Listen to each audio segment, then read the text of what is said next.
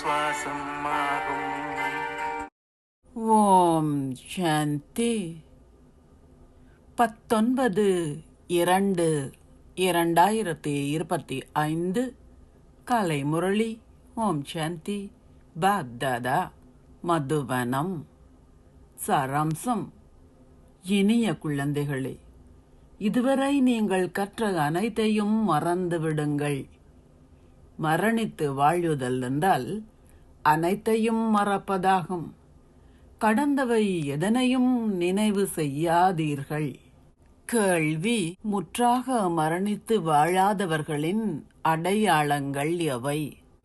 பதில்: அவர்கள் தொடர்ந்தும் தந்தையுடன் விவாதம் செய்கின்றார்கள். அவர்கள் தொடர்ந்தும் சமய நூல்களில் இருந்து உதாரணங்களை கொடுக்கின்றார்கள்.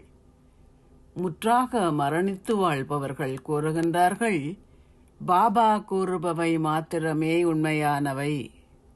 அரை கல்பமாக நாங்கள் செவிமடுத்தவை அனைத்தும் பொய்யானவையாக இருந்தன. ஆகையாலேயே அவ்விடயங்கள் எங்கள் வாயிலிருந்து வெளிவர அனுமதிக்க கூடாது. தந்தை கூறுகின்றார், தீயதை கேட்காதீர்கள். பாடல். ஓம் நம சிவாய. தாரணைக்கான சாராம்சம். 1. விரைவான முயற்சியாளர்கள் ஆகுவதற்கு கல்வியில் ஆர்வமுடையவர்கள் ஆகுங்கள். அதிகாலையில் எழுந்து இக்கல்வியை கற்றிடுங்கள்.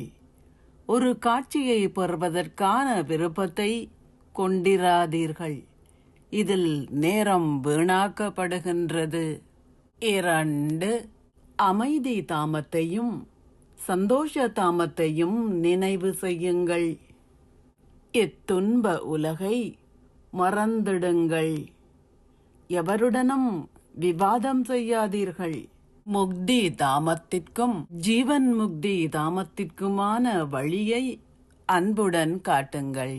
ஆசீர்வாதம். நீங்கள் அகநோக்குடையவராக இருந்து சதா சந்தோஷக் கடலில் அன்புடன் மூழ்கியிருப்பீர்களாக. கூறப்படுகின்றது, அகநோக்கில் இருப்பவர்கள் சதா சந்தோஷமாக இருப்பார்கள். சதா அகநோக்கில் இருக்கும் ஆசீர்வாதத்தை பெறும் குழந்தைகள் தந்தையைப் போல் அன்புடன் சந்தோஷக் கடலில் அமிழ்ந்திருப்பார்கள். சந்தோஷத்தை அருள்பவரின் குழந்தைகளும் சந்தோஷத்தை அருள்பவர்கள் ஆகுகின்றார்கள்.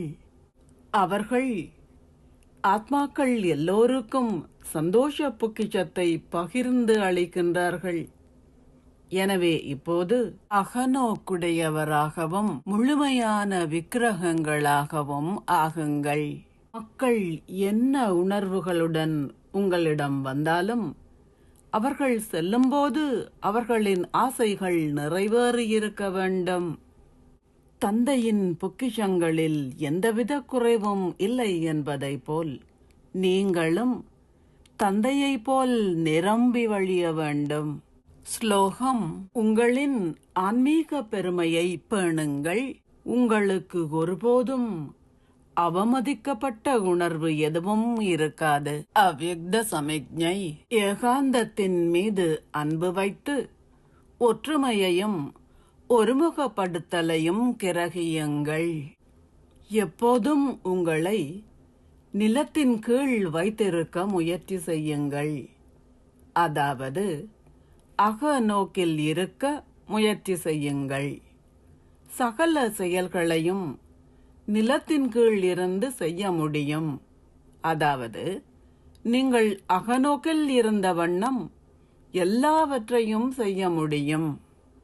உங்களின் செயல்களை அகநோக்கில் இருந்த வண்ணம் செய்வதன் மூலம் நீங்கள் எந்தவிதமான தடைகளிலிருந்தும் பாதுகாக்கப்படுவீர்கள். உங்களால் நேரத்தையும் அத்துடன் எண்ணங்களையும் சேமிக்க முடியும்.